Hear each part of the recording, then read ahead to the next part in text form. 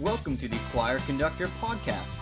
Each episode features a conversation with people in the choir or music education profession. I am your host, Zach Thompson. Let's start the show.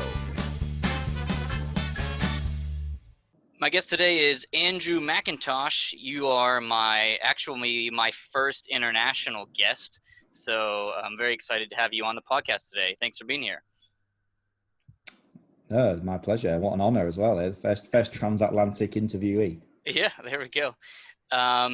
So we were talking before I record about what you do and like as far as your school and your schooling. Can you just kind of give the viewers and listeners just a brief overview of who you are and what you're currently doing?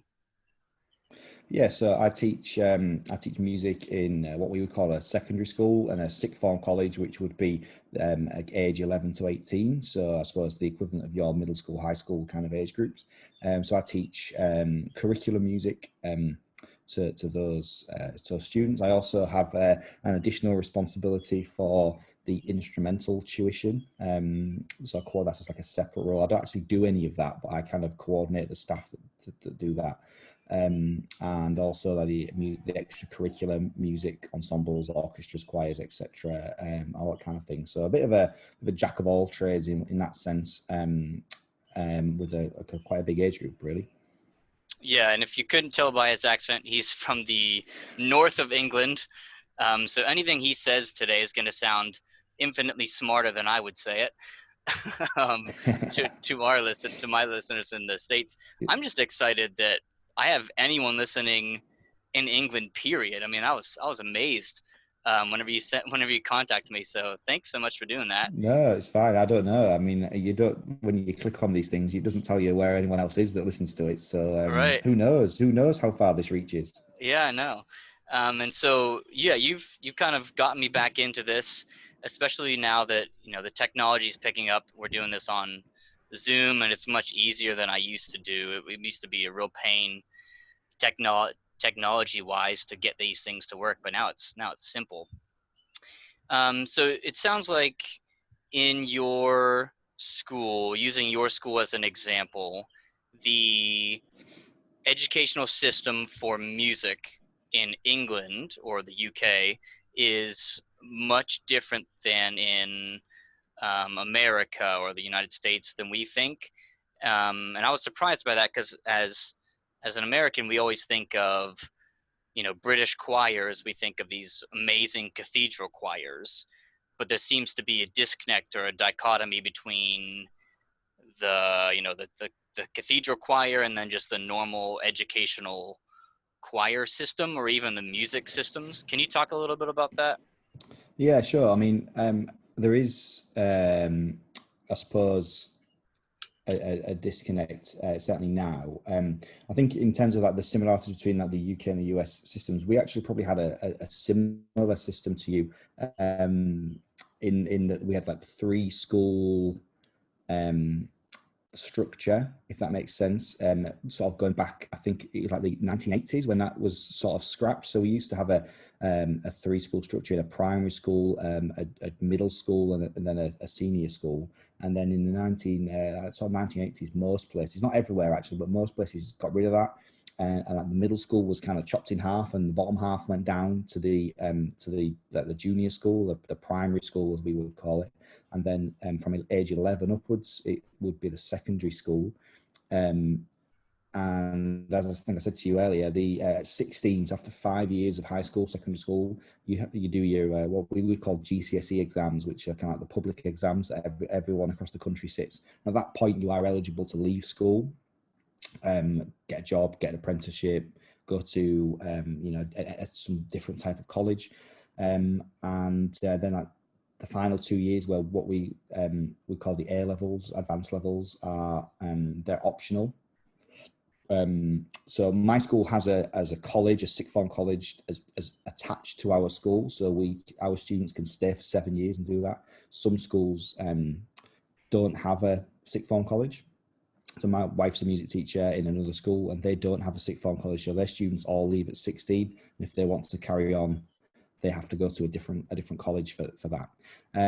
So that's kind of the structure in terms of like the age groups and stuff. In terms of like specifically on the choir thing, the vast majority of schools in England are, and this is where it gets a little bit confusing, where state schools, so state funded, and there is in most cases no kind of entry requirement, or any sort of, previously, we had a system like with grammar schools where you do like an exam when you were 11. So like the smart kids went to one school and then everyone else went to another school.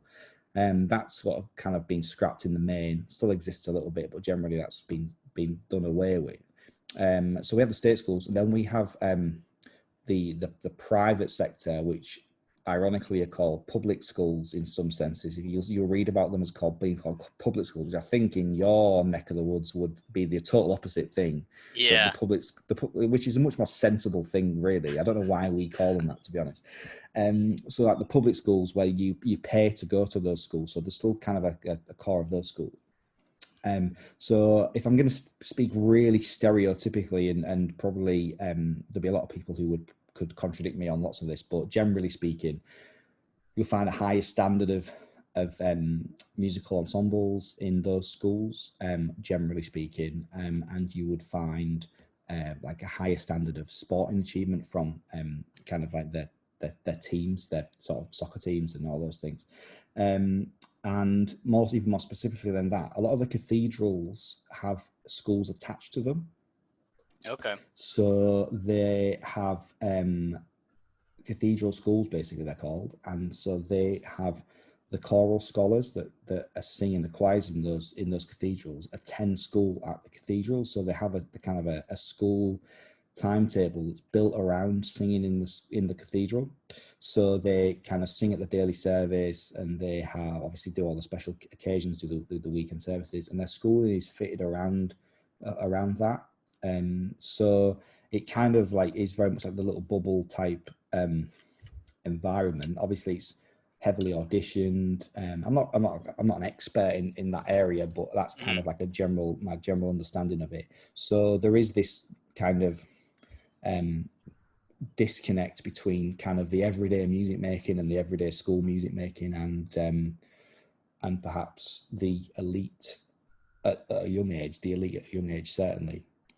Things even out a little bit more on paper when you get to 18, when you go to university or go to like a conservatoire, for example, because obviously it's all done by audition, and so that access is a little bit more even, shall we say. But yeah, there is that the stereotypical English cathedral choir is not quite the general picture, shall we say. Right. So as an American, if I go to just any random school in England, I shouldn't expect like the Cambridge Cathedral Choir or some massive choir just to happen in every single school. No, not all. And part of that really is, and this is kind of one of the reasons why I was really keen to speak to you, was that all of those things that happen in the state schools here are all done as extracurricular activities. And so it's never anybody's priority, really, certainly in terms of the students. There's always other things to do. There's kind of time pressure. So, for example, I suppose there's lots of, and this could go off in lots of different directions, but to give you like a little nugget of an example of something. So my wife's school have been asked to take more students than they really can accommodate. And so what they have to do is their lunch break at the same time. So basically what that means is that lunchtime is like not an option for rehearsals, because only half of the school are actually on lunch break at that time. So it kind of like removes the that option away. My school is slightly different. We take lunch at the same time. We have an hour, so we kind of got enough time to rehearse usually. But because it's a religious school, we have a lot of parents send children from all across the region. And so we have kind of hundreds of our students are on school buses who travel quite a distance. Mm, And so after school rehearsals aren't really an option for a lot of them because they travel maybe like 20, 30 miles on school bus. And so it's like, well, they can't stay after school because their parents are working and they have to do a 20-mile journey. And so we kind of restricted by those kind of like barriers really. And so it means that you never really feel like you get your best students all in the same room at the same time for very long. Which is kind of what fascinated me about the idea that it, like the choir or the band or the orchestra is kind of like part of the curriculum or part of what the, the student's timetable rather than some kind of extra add-on thing, right. if that makes sense. Yeah. So, I've taught in three different schools. Each one was a different kind. So it was a public charter school. It's more of like, I don't know how to describe those. Maybe a hybrid between a public and a private school. It's more of an experimental public school. And then I taught in a large public school, had about 1,500 students in just 14 or 15 to 18 year olds. And so that was big. And now I teach in a private Christian school, so I guess more similar to the school that you teach in. And each one had their own kind of things, but uniformly throughout those, I did teach music as a curricular class during the student's school day. But in addition to those, I had like extracurricular classes such as like an a cappella or the musicals. And so yeah, but even with the curricular classes, certain students in the back of their mind, they're like, oh, this isn't math, or though this isn't, whatever, name your subject that they deem is important. So I'm not going to give it, whatever. If something comes up, oh, can I not just sing today? I have to do my English essay, or I have to do like, so I'm, we still have to fight the fight, but it seems like there's a bigger issue of scheduling. It's Yeah. I mean, the other thing that the other issue we have as well is that in terms of like driving the standard up or like the kind of quality, because I think like in my head I've been thinking about this quite a bit. Obviously, during these sort of times of lots of headspace that you don't normally have as a teacher, right. I'm thinking to myself like, is it really like rational to think that your 15, 16, 17 year olds are just like inherently better singers than the ones I get? And I think, well, that can't that's probably true in some places, but like by chance, but that can't be true kind of across the board. Does that make sense? And so I think, well, why is it that that happens? Kind of like in kind of the output is certainly what I've kind of seen online and things and listened to is that the output is kind of like far better. And I think, and one of the problems that I'm kind of always faced with is this thought that because it's extracurricular, it's at lunchtime, it's after school, it's in the student's own time, you've kind of got this like obligation for it to be fun all the time, Yeah. because ultimately, they could be they could be in the gym, they could be just like hanging around with their friends outside, they could be doing all these other things, and they've chosen to come to choir or to orchestra or whatever.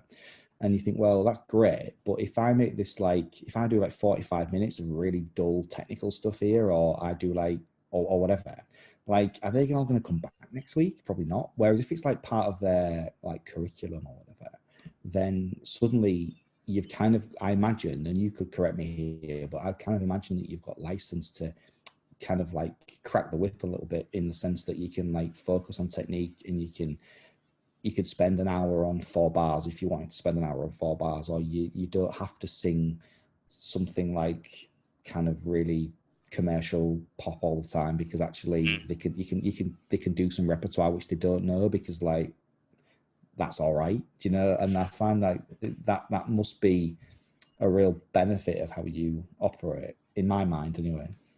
Yeah. Your students' vowels must be inherently better than the American vowels for singing. One of the tricks you always hear for Americans is, oh, just pretend like you're British. Um, Yeah, yeah. Well, that'll be British, which is like the Queen's English, I yeah.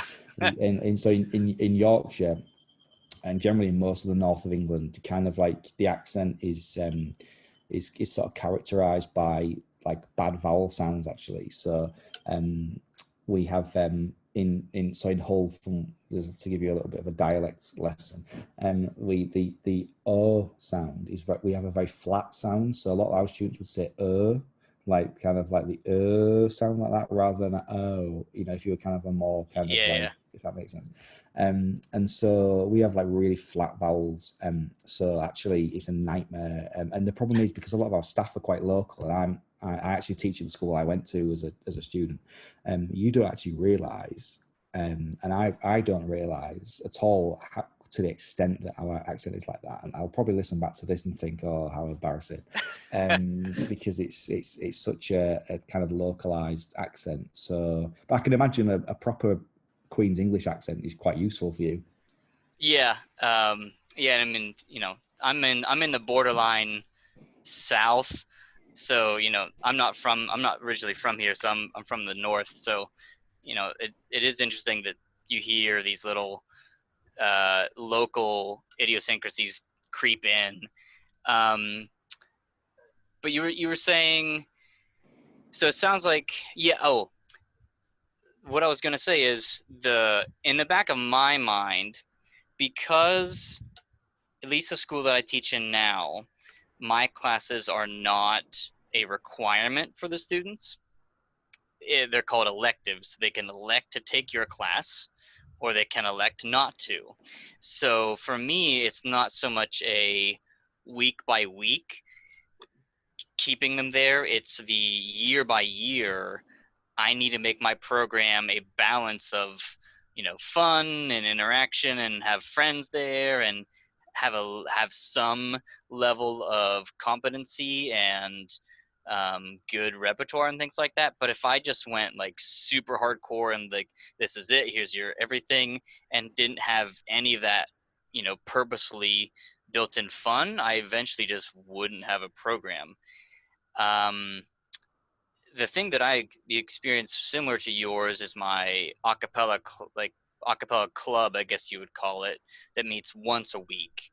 And so that's a total extracurricular thing. They can choose to be there or not, and it only meets once a week, and it meets before normal school starts. So it's like an extra even discipline thing to get them there. But yeah, it seems like,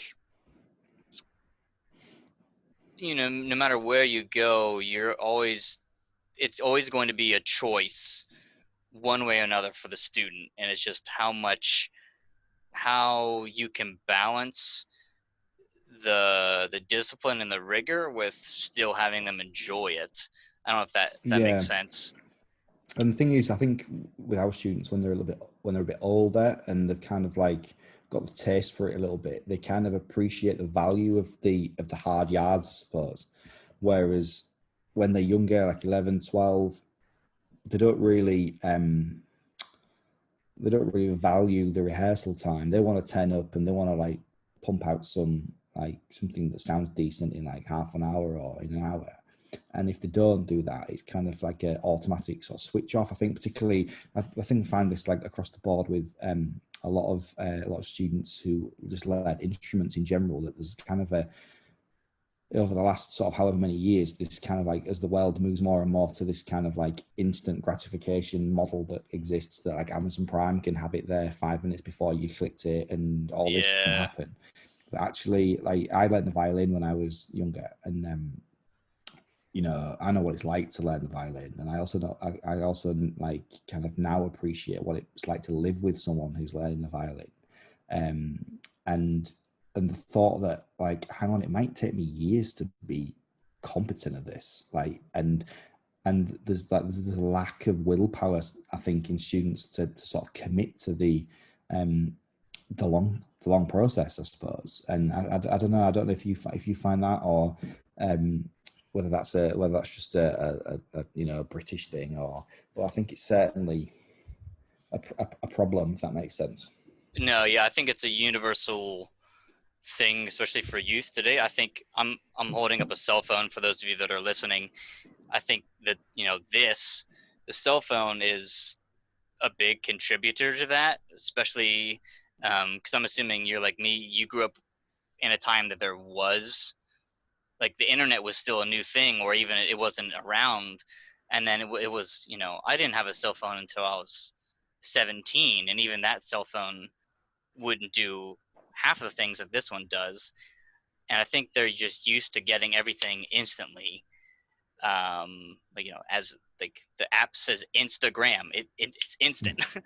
Everything is Yeah. there, and it's going to be, the real difference between the students that are going to be successful in really anything long term are the ones that can commit to doing difficult things for a long time without getting the instant gratification, having that delayed gratification for later. And music, I think, is a really good thing to teach them that, even if they don't end up keeping with music for the rest of their life, they're still going to learn that skill in order to do it. But I agree. I am also, that's also a battle that we have to fight here in the States. Yeah, I think I can see in my head, Les, was the advantage for you with them is that they sometimes you can forget how hard it was. Once you achieve it, you can sort of feel Yeah. so that if you've got to keep them on, so you have them for a year on the choir program, whatever, and then you kind of need to sort of try and get them back for the next year or however it works for you. That if it's like if the first half of the year was really hard, but actually we did like amazing concerts at the end and we Yeah. can sing in like 7 parts or 8 or however many parts you want to sing in, it sounds great. They forget like the first bit, like, and they just think that, and I think that you've got the investment that if it turns out well, that they'll probably be back because they know that it'll be, and then it'll come around to like the start of the next year and they'll be sort of like complaining that they have to do technical stuff again. But I can imagine that you keep a lot by the quality of the products at the end. If does it work like Yeah. that? Or? Yeah, I totally agree. So like if it was brutal the whole time and then they sucked, like no one would come back. So like yeah, like you as the teacher need to definitely know what you're doing, and to know how far to push them. I mean, beyond what they think that they can do is really what you're trying to do. And I always, for my repertoire and my setup for concerts, I always try to pick one piece that's slightly above where they are or where they think they are, and then have one or two in the middle, and then one that's easier, so that when we get past that concert, I'm like, hey, did you guys hear how good you did on that super difficult piece that you said that you could never do, and oh, it's just too hard, but like you did it. It was amazing, and the audience really liked it. And there is that thing whenever you look back on the past, you tend to romanticize the good parts and conveniently forget all of the difficult parts that went up to that. Yeah, Um, yeah, absolutely. yeah, so I'm interested to see or hear about. So you teach at a I guess for us would be a private Christian school. I guess for you, public. No, it's no for you, it's public in for you. So mine's it's not a fee paying school Oh, okay. or anything like that. It's a state funded effectively.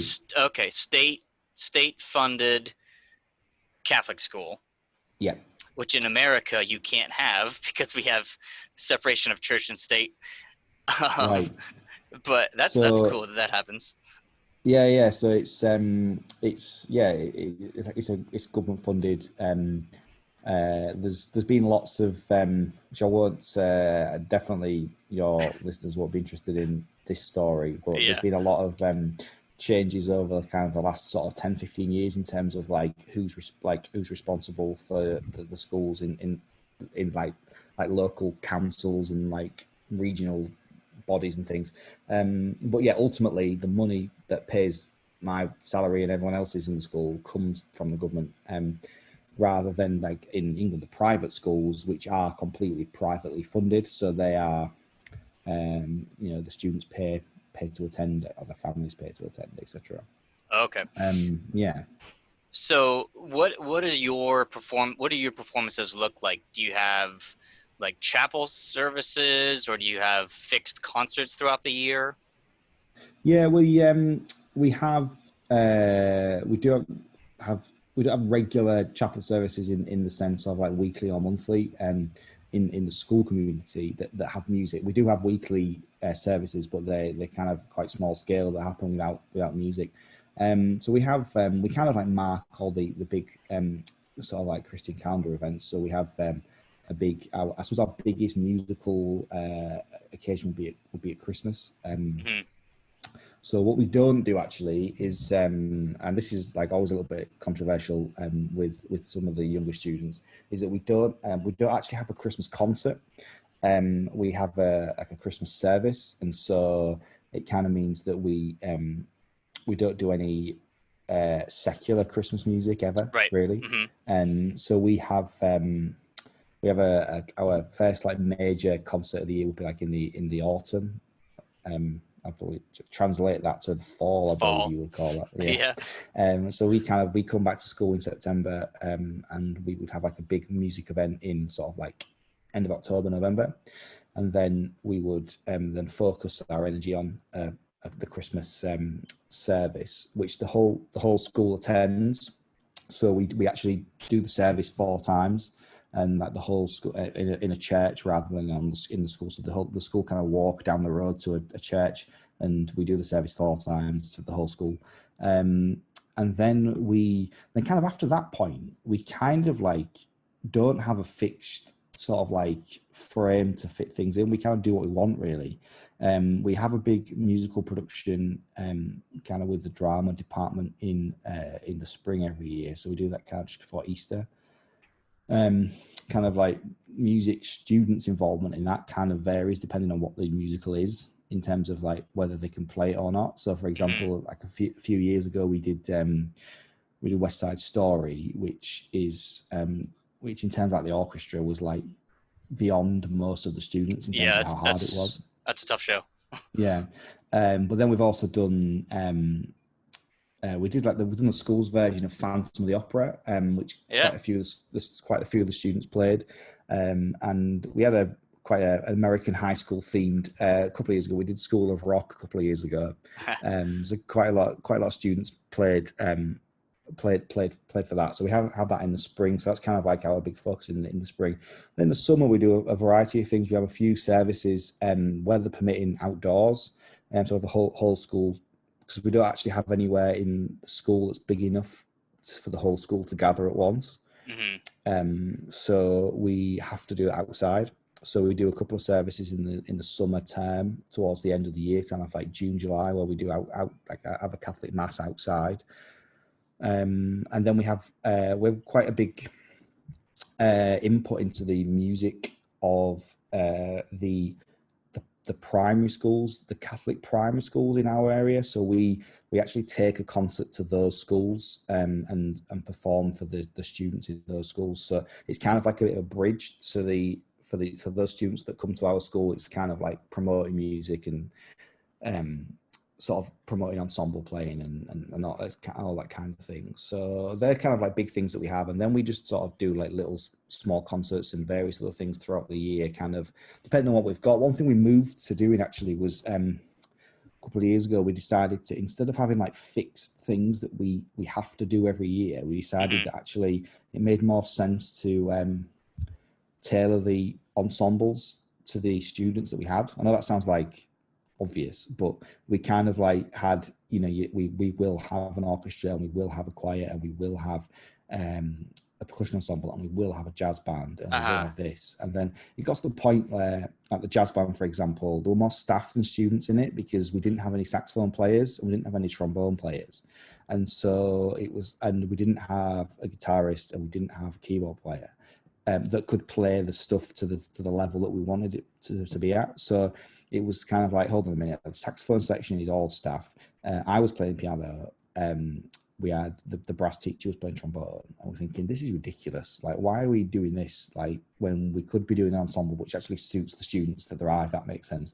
So we, instead of having these things that we kind of like were bound to, we decided to each year look at what we had and create our ensembles around that. So a few years ago, we had like a really strong group of kind of advanced string players. So we had kind of like a really good quality kind of like chamber string group. Yeah.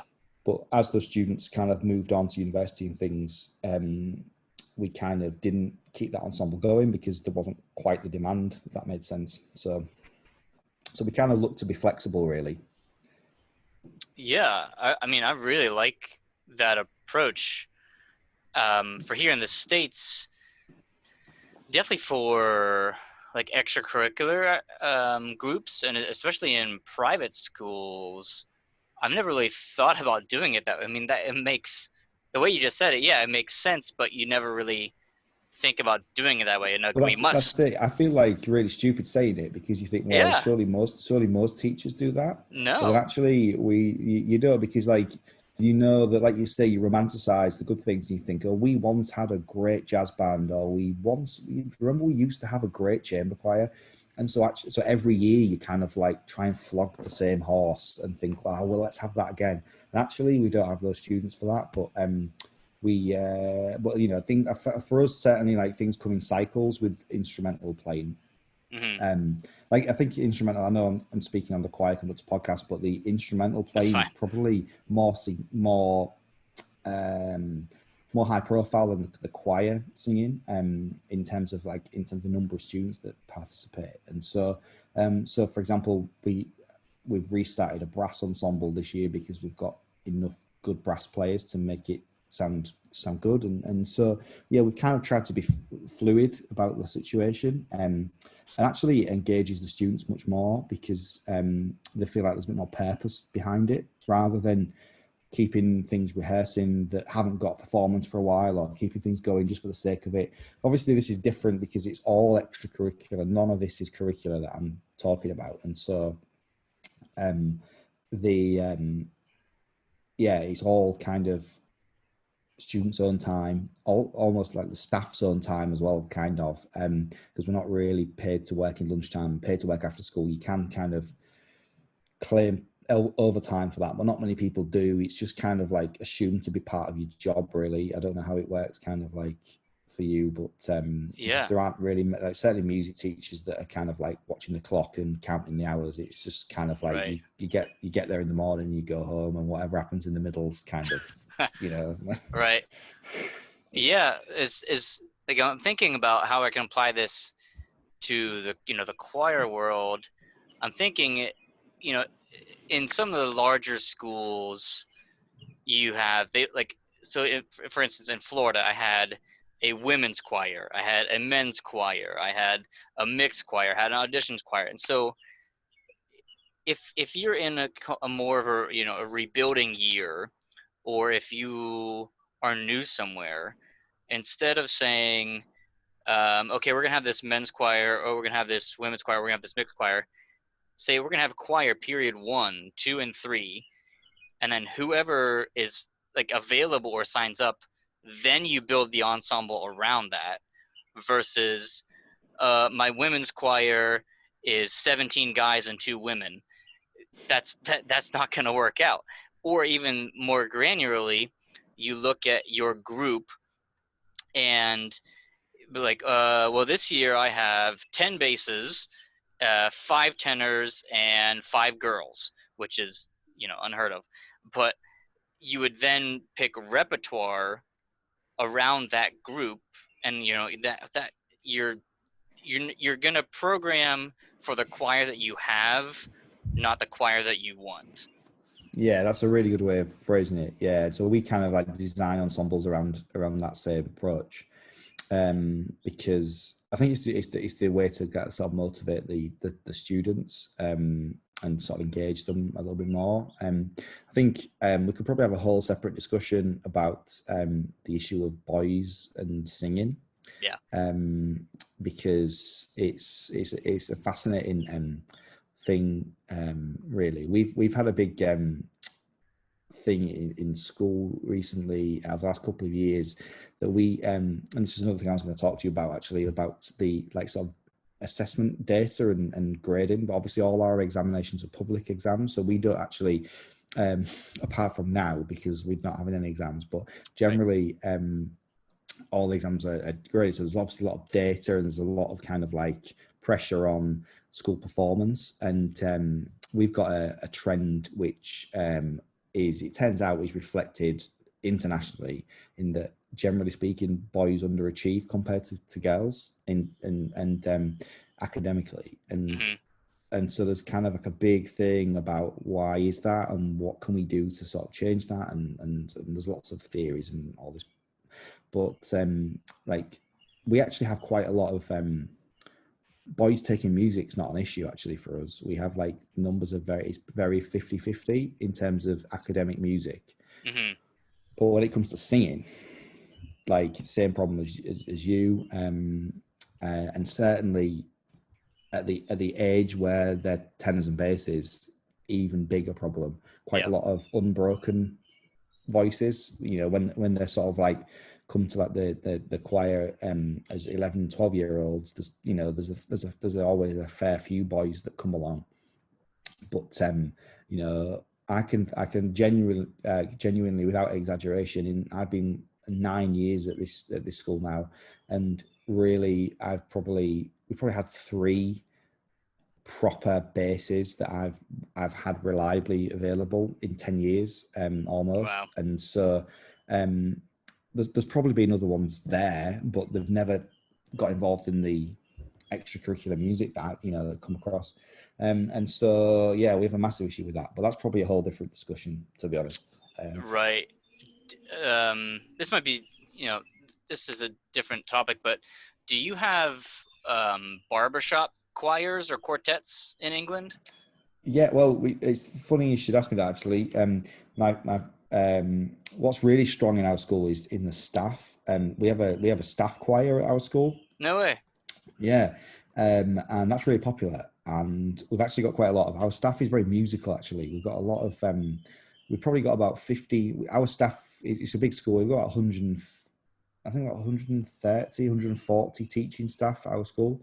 And I think we're well on towards 30 that I know play an instrument or some sort. And we have like that number again. I think on my staff choir email group, I've got about sort of 40 odd names on there. And so they kind of really enjoy it. And so one of the guys who I work with, he's a geography teacher. Me and him, like a few years ago, we set up like a little male um, uh, barbershop kind of group Hmm. outside of school. So it's quite it's a um, it's certainly a thing in England. Probably more commonly, in one sense, is like the male voice choir. Sort of, I don't know if you've heard like the sort of stereotypical like Welsh male voice choir, or the kind of really Yeah. very kind of rich toned sort of big sort of big choir sound. Hmm. But yeah, it's definitely a thing. Like sort of male barbershop and like a cappella is certainly a thing, and we've tried to get it going in school with bits of success. Kind of, it's probably as successful as we've been with male singing, but it's still a challenge. Yeah. I in Florida it was a huge thing, and so like we had a couple of guys that got really into it, and then they like forced other guys to get into the barber shop, and then that exploded and translated into more people in choir. And so I don't know if that was, if it's a thing in England. It seems like that works really well as a starting point to get guys, or even, you know, like those big Welsh male choirs, anything that makes singing look cool or sound cool or, like, you know, manly or whatever, seems to work. But then, you know, in those concerts or in those sets, they have like actually, you know, sensitive moments. You're like, oh, there's more to being a man than just, you know, machismo and toughness. um and I found that in barbershop is a good gateway to get some of the guys into singing? Yeah, we started we did like a male singing group, and it's kind of like existed periodically, and it does, you know, you get the sort of like the camaraderie between the students in that, and and yeah, again, it's another thing, it's extracurricular, Right. pressure on time, and the problem is that because we've got relatively small numbers in boys, older boys, tenors, basses, baritones, if you've got your lead tenor, he's probably also the principal in the musical, Hmm. and he's also, you want him in your male voice choir, and he's probably also having his instrumental tuition on lunchtime, and all this stuff, and so you kind of like fighting over the same small number of people for those things, and so that's, and you always think as a teacher, if I'm placing so much on, like I'm holding this whole ensemble together on like two students, like I probably shouldn't be placing the fate of this performance on such a Yeah. small number of people, but you end up doing that, and so yeah, it's a big thing for us, like working on boys. Hmm. So one thing I was really wanting to ask was, obviously our exam, I don't know if you know how the exam system works, but at age 16 students take GCSEs. They're kind of like compulsory for every student age 16 across the country pretty much, and schools are measured on those results. So so music, for example, summer music is done with what's called, it's called coursework. So rather than being exam based, it's like composition, for example. The students do in class time, I grade the compositions to a mark, to a specification, but then that gets sent off to somebody else from the examining body who moderates my grading to make sure I'm not being kind of, you know, generous or whatever. And then they sit an exam as well. Obviously subjects like maths and whatever, they're just 100% exams, and everyone sits the same exam at the same time. It's kind of like nationally the same thing. A levels, they're optional, but they work exactly the same way. So the assessment is done to a mark scheme, which is universal, or, you know, for the purposes of the exam. So I was interested, like when you're doing the choir, if it's like part of their curriculum, Hmm. are you the only person that assesses them, or does somebody else assess them? And is that person from within your organization, or is that like an external kind of like moderator type person, or how does that work? Yeah, so I can talk about a couple of different things with that. So back when I taught in Florida, again, there's this program called International Baccalaureate, and they grade similar to what you're saying in the British system. They would have, so for music, they would have a, it's like a 2 hour exam, and so that exam is, you know, sent from the, you know, the head of International Baccalaureate, and then they all take the same exam, and then that gets sent off. But there's, along the way, there's things that I grade from their student work, and then some of that gets sent off similar to you. My grading gets moderated, and then for that also they had an ensemble performance, so we sent in like 6 recordings from throughout their 2 years of doing it. So that's the International Baccalaureate, which is, I guess, somewhat similar to you. For everything else, there, it's more of, you you have almost free reign about what you want your curriculum to look like, and so what I focus on is probably not what another choir director focuses on, especially if they go into different states. Each, in America, the education systems are state run instead of country run, so each state has their own kind of statewide grading or statewide test that they all do. The only nationwide ones are if you want to go to college, we have like the SAT or the ACT. So those are just more to get into university. Sorry, not college. University for you. But those are just general math, English, science type things, just to see. That's what the state-run schools get judged on for their students.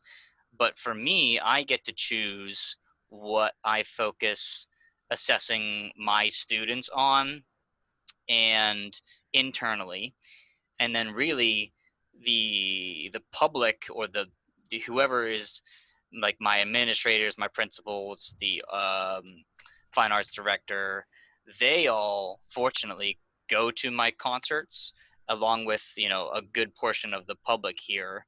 So that having my students perform in front of all those people is a one of the ways that we get assessed of, is your choir doing well, do they like it? And then we also have um, they're called adjudications, and so we take our choir, and you register to do this, and we usually go to a university and you perform 2 or 3 songs, and depending on your state you may or may not have sight reading, and your songs are memorized. You perform them for several judges in the back who are listening to your songs. They kind of um, record their voices into a tape recorder or an MP3 recorder, and then they mark things, and then you get graded on certain criteria, and then that you get back. It doesn't really affect, you don't get like, if you get a B or whatever, it's not like, oh, you're going to get fired. It's more of, this is a helpful way to judge and to get feedback for your choir from someone else besides you. So that's just optional. You don't Um, have to do that. it's strongly encouraged. It's borderline mandatory, depending on your state and your administration. I believe that it should not be optional. I think that everybody should go and do it. Even if you go and there's an option for comments only, and so you literally don't get graded. You just get the feedback and like professional recordings, and you hear what the judges say. That alone is worth the trip to go there. Getting outside people to hear your choir and to tell you what you're doing good, what you Yeah. can work on. But Well, I suppose, like, from a teacher's point of view, you kind of, and this is a thing we kind of argue about all the time, is like whether like attainment is more important or whether progress is more important. mm-hmm. And obviously from your point of view, if you don't have any say who signs up, like, you kind of hope that it's the people who've got like ears that work and all that. But if it turns out that you get every kid that you really don't want in your choir because you know that they're tone deaf or whatever, you kind of like you play with the hand you dealt, I suppose, don't you, in that sense? Yeah. So So yeah, you might definitely. not get the most spectacular public performance from them, but actually you'll know as a teacher that they've made significant progress from the first day to the end of the year. I assume. Yes. Also, I would choose repertoire to make them sound the best that they can. So Sure. it might be different repertoire than I would normally give. Like 70% of the audience won't know that it's not the same quality or whatever. They're just like, oh wow, look how these are, you did this with all these students, that is great. But they they're not saying, oh, but that was a level 4 piece and you usually do level 5 or 6s. But and so with that, yes, obviously you would, it would make your life a lot easier if you had a bunch of amazing singers from the beginning. But you have to play the hand you're dealt, as you said. How similar is your school to Harry Potter? Well, in terms of architecture, not very.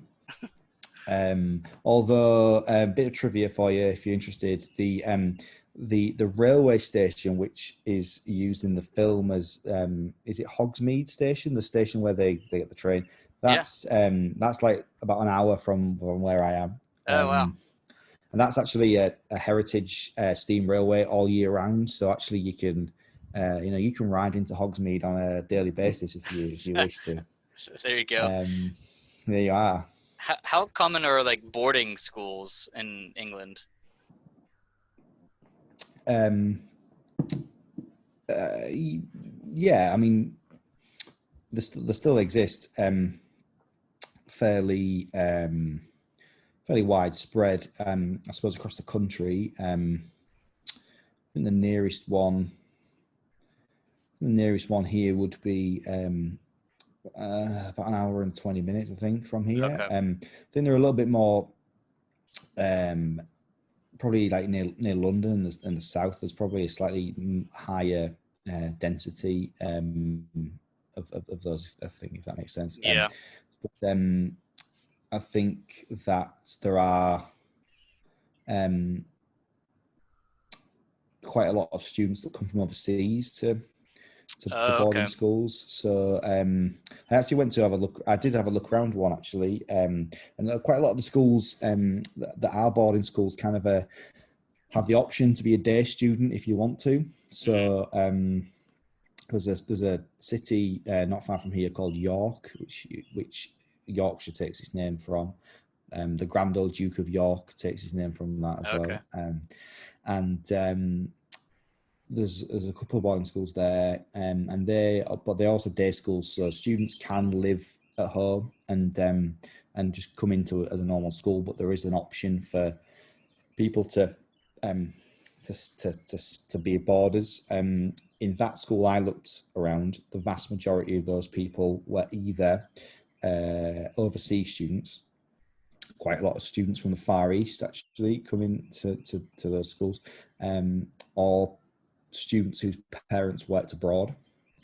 Mm. So I remember speaking to a student there whose parents were both teachers, but they worked in the Middle East. So they were working in an international school in Dubai or Yeah. Kuwait Hmm. or somewhere, and but they were from the area, and so their daughter had stayed and was a boarder at the school.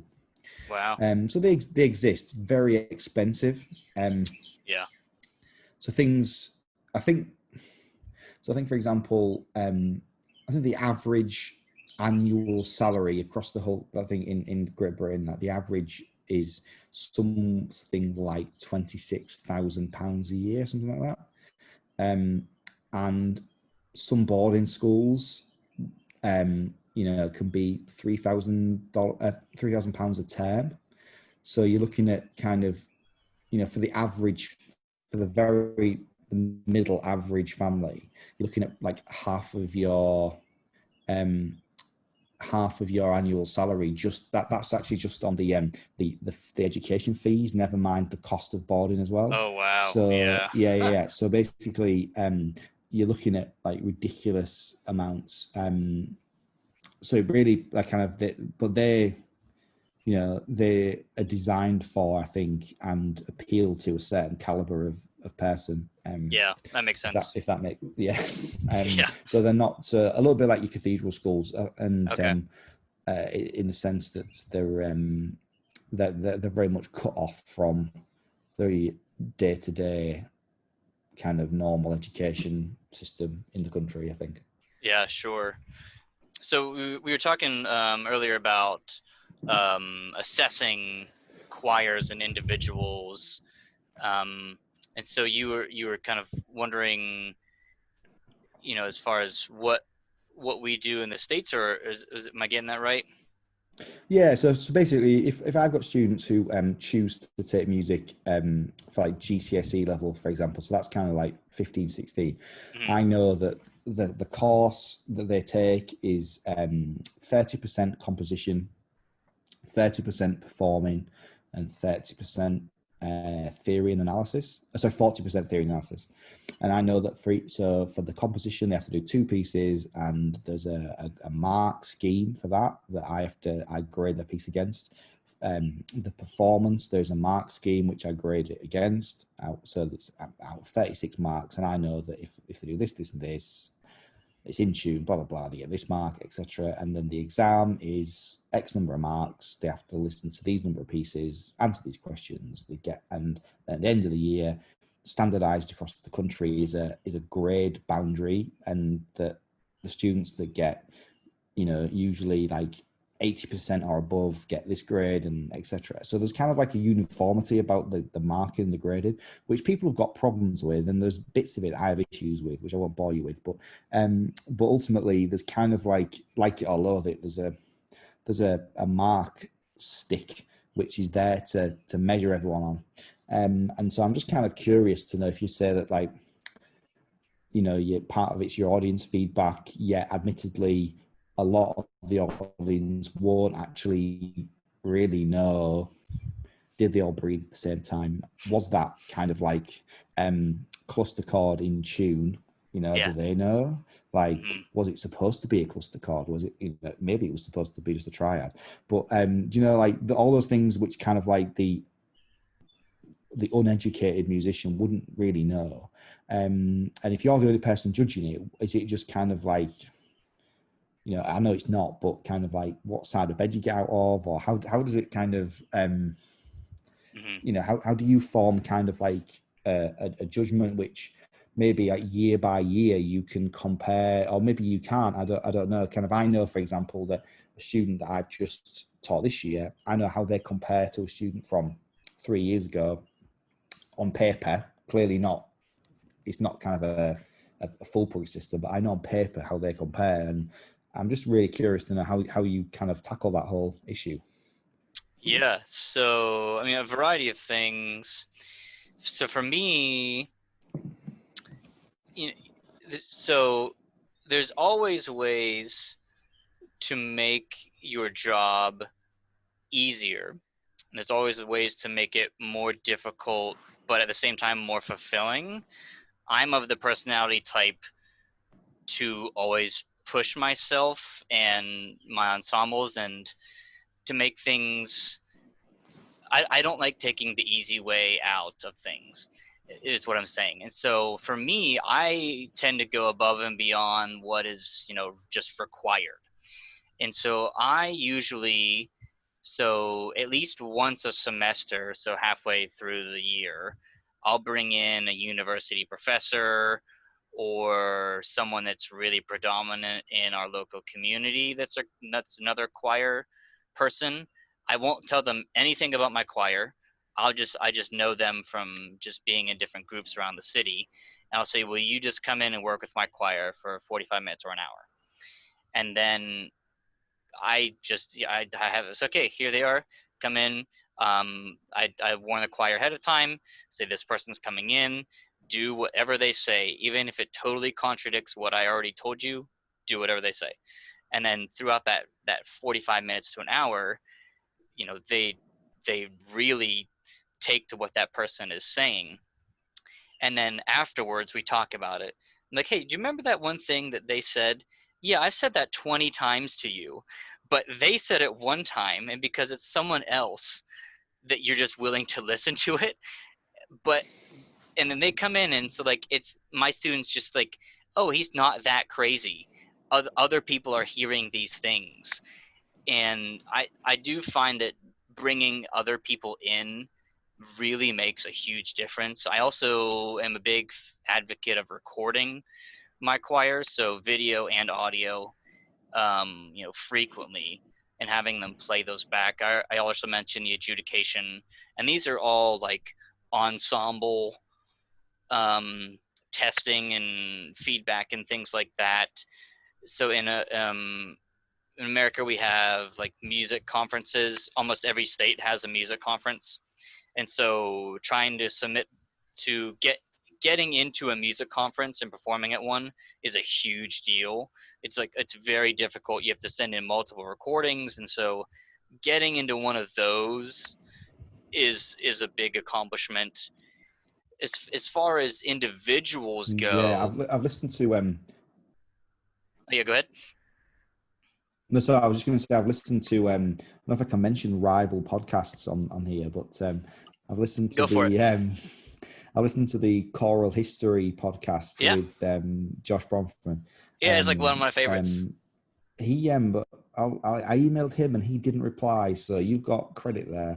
Um, and I've obviously heard a lot about the like ACDA, and Yeah. I've done a bit of googling on all that, and it does Hmm. seem to be like it's a big deal. And I think we don't really have that kind of. There's lots of kind of like national kind of like bodies and Hmm. organizations and stuff, but there's not really kind of like the same kind of music specific conferencey type thing. I get the vibe that you have. Yeah. So yeah, I can imagine. Sorry, I was just to say I kind of get the kind of prestige really with that. Hmm. Yeah, going to those, it's like it's my favorite. I go to one every year, and it's like my favorite weekend. You're with thousands of other people that do what you do, and they get it, and it's like it's amazing. And I talk to other colleagues that go to like math conference or like English conference. They're like they're so boring, but like music conference, I'm like, this is awesome, because you get to hear performances and just people that are really knowledgeable. But I'm sure there's people that don't, that are probably similar, but I just like that kind of stuff. So yeah, getting into one of those is a big deal. um, yeah, and that's a shame. Hopefully that there will be some kind of conferences. If not, if there's ever like an international conference or any kind of conference that is music specific, I highly recommend to go to one. Um, yeah, I don't know what the the the the governing body for music conferences is in England, but yeah, if there is one near you, I definitely attend, because it's for me it's Yeah, very sure. valuable. Um, yeah, choral history. That's that was one of my first podcasts that I listened to. I think he does them kind of sporadically, and he also might not be on for a while. But you know, I was in the same boat, so I get how it is. Um, Um, it's Yeah, go ahead. so I was just going to say about kind of your back on the grading thing. If I would say I was in your choir, I assume that I at the end of the year, do I get a grade at the end of the year?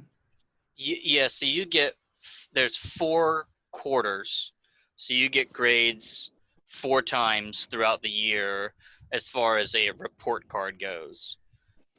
And those are those first three kind of um do they necessarily count for anything, or are they kind of more like a signpost of where I am, kind of, or do they actually count for anything at the time?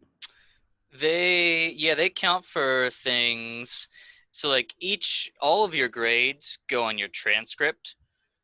So from grade 9, so you're 14 or 15, up to 12, so you're about 18. You take your transcript, and it shows all the classes that you took, that you have taken, and it shows every single one of your grades for all of the semesters and quarters. And then you send that off to universities, and that's part of your acceptance package Right. for them. Yeah, good.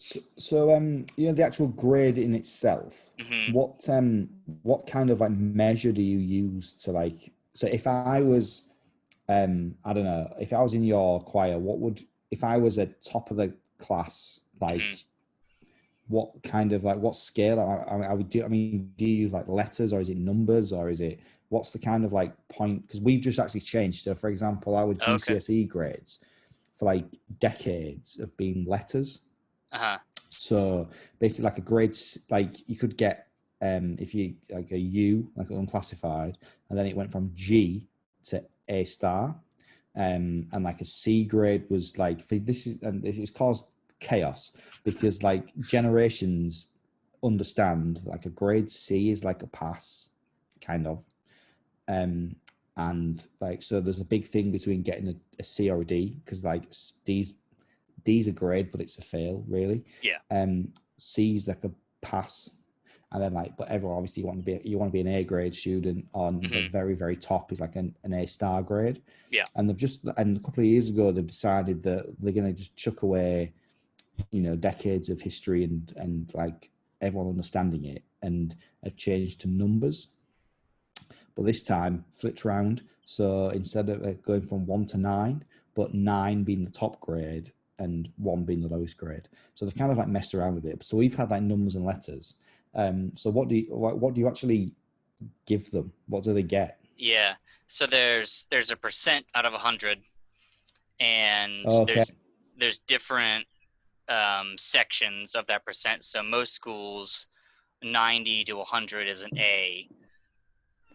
You can get an A plus if you're like 100%, and then by 10%, A, B, C, D, E, or F. F is failing, but similar to your old system. And so there. Oh, one thing I forgot to mention is that there's also individual students can audition to be a part of a honors chorus. So like, and that's very rigorous to get in. And so each state has one of those that corresponds with the conference. And so some of my students do that, but that's like the top students get into that. And so that's something that they can also do. But as far as me grading individual students, it's a variety of things that I'm using. So I use solfege for scales and sight reading and things like that. And then I also individually test the student's range ability, so their lowest note to their highest note. And I do that 4 times a year. And then I track that throughout the year. And then I kind of show them, okay, this is where you were the first quarter, this is how far you've moved. And generally, their range expands throughout. And then just, participation grades. Did you show up to the concert? Did you have the right uniform on? Um, those just simple things like that. And then, you can also do individual, um, especially for like top groups, individual singing assignments, or call them repertoire checks. So I'll make learning tracks or practice recordings for them. I say, okay, you have this week to learn these measures from this song. We're going to also go over them this week, but be prepared for this date that I'm going to hear you either in sections, and then I go around, listen to each one, or if I'm really hardcore, in quartets in front of the class. And so like that's like the super hardcore version, or individually with me, and then I'll grade them on a rubric from there.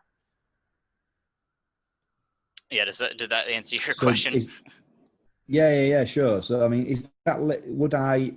So if I came into your, if I signed up to your choir class, like came in the first lesson, would I get to see what the kind of like, if I was aiming for, I don't know, I was aiming for like 80%, I was that kind of student. Would I be able to see what I needed to do to get to that level, or is it kind of more your sort of just intuition on the kind of on the day? No, so there, like, the big thing in America right now is using rubrics. And so you can literally go down column by column. This is what Yeah. 100% looks like. This is what 90%. And so you can like show them, okay, this is So where you that's what are. we use. Like we use that for our Right. stuff. So do you write that then yourself for your class? There's a great site. I think it's called Rubric Star, and I use that website, and they have ones that are like pre-filled out, but then you can customize them, so then you're not making a brand new rubric every time. And then Yeah. using that plus giving them a syllabus, so this is what the entire class is going to look like, this is what you need to do, this is when you need to do it. And so having all that up front takes away a lot of the, oh, my teacher doesn't like me, that's why he gave me this Yeah, bad yeah, grade. sure. Yeah, kind of Yeah, thing. yeah, yeah. So that's all kind of laid out to begin with. That's all just Yes. there. And does anybody moderate that, or can you just write what the hell you like? Um, that's a good question. Well, so no one's really moderating each individual grade that I give. I mean, they have access to all of my grading systems and my rubrics and my syllabus, and so they can check and look. Plus, I do get observed, but it's not like they're sitting in and oh, you gave them a 95 on this, but I believe it should, like that. That doesn't happen. So they're hiring people that they are confident in their ability versus having to watch what they do all the time is So what I that's a would big say. thing there's a big thing here, and it's kind of like it's become like an obsession, really, over the time. And I think it was before I started teaching, about accountability, Yeah. and because our grading is like national. We There's kind of like always a competition, and there's always a measure against somebody else, and there's always a so that's kind of one thing. And the other thing is that students, we're like assessment crazy here. Mm-hmm. And so I'm asking these questions, not because I'm assessment crazy, but because um, I kind of like just intrigued to know how other people do it, because students are assessed at when they're 11. So when they leave kind of primary school or elementary school, as you would probably, I think, call it. Mm-hmm. And then from those assessments and their kind of like data that exists on them, it goes into the computer, and out of the computer comes kind of like target grades that they should achieve by the time they're 16. Now, it kind of works fine for like maths and English, because their assessments were in maths and English, and so it sort of like measures their ability.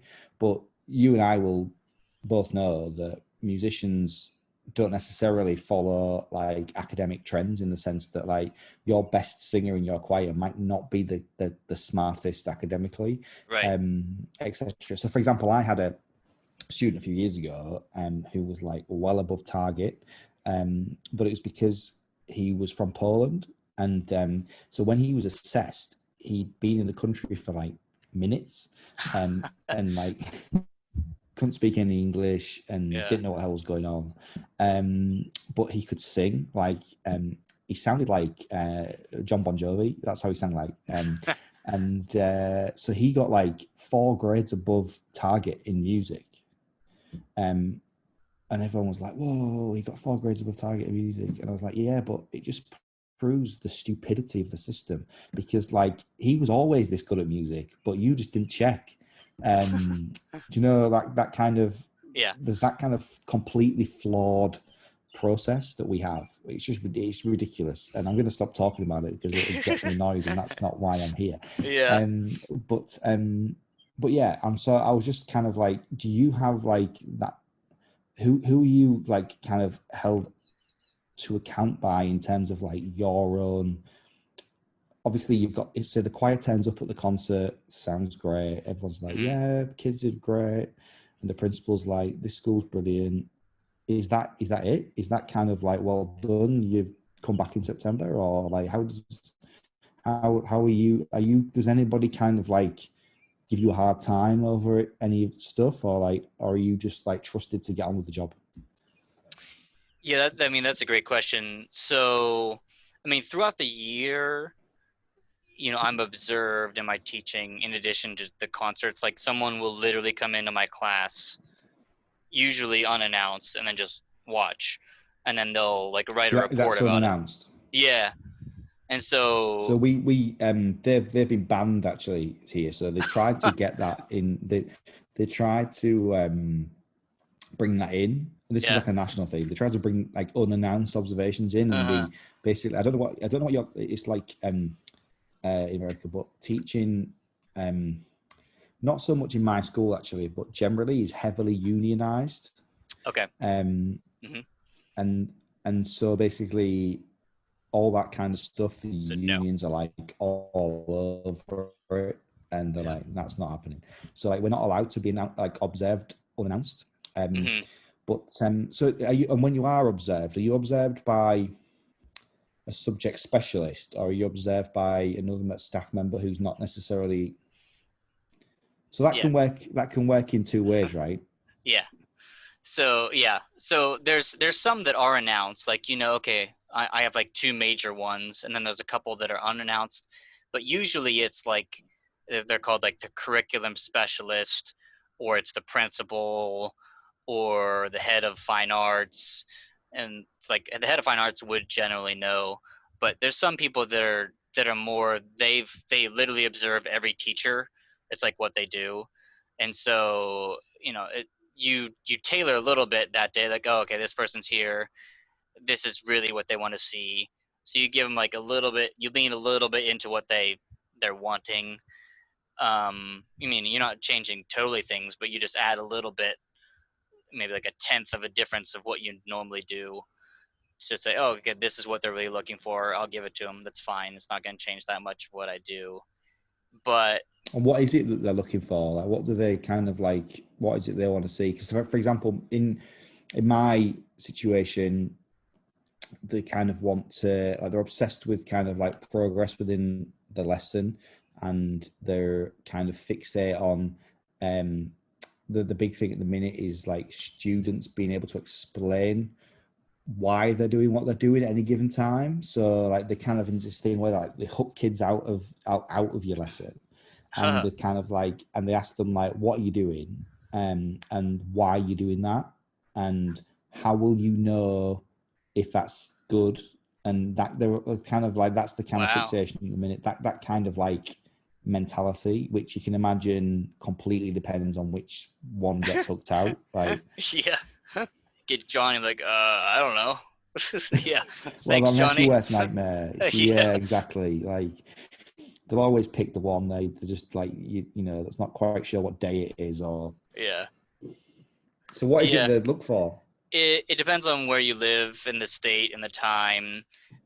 Some other schools were big on like student questioning, or student-led discussion. A lot of it was like student-led or small groups. Some of the places I've been, it's more on like high levels of student engagement, and thoughtful, higher order levels of thinking was another big buzzword. It all depends on who your person is and where you Yeah. are. Yeah. But I don't want to keep you up too long. It's midnight where you are now. So I mean, I really It's appreciate 1 you. a.m. here. Oh, it's one. Wow, I'm sorry, but I mean, I really appreciate you It's doing fine. this. To kind of wrap things up, is there No, any it's my more pleasure. last questions you had for me? Probably, because there's just like, there's a lot, like each strand of the discussion I could probably like go on at more and more. All right. So I know I won't keep you any longer, but yeah, I'll maybe follow up with an email, and Yeah, you yeah, that'd be great. I'd love to sort of have a read of the like the rubrics that you use, and that kind of stuff. Yeah. That'd be good. But no, thank you. It's I sent the email kind of in a speculative. I wonder if I'll get a reply, and yeah, it was great. So I appreciate that. Yeah, no, I mean, I reply to every email, or almost every email, that I get from my website. And so other people that are watching or listening, if you are interested or want to learn more, fill out the contact form on my website, and then hopefully I'll get back to you. If you, Andrew, or if you have anyone that you could recommend that would be good for this podcast, please send them my way, and others that are listening and watching, please do the same. Yeah, so again, thank you so much for being my first international guest, My and pleasure. I'll talk to you later. Thank you. Cheers. All right, thanks.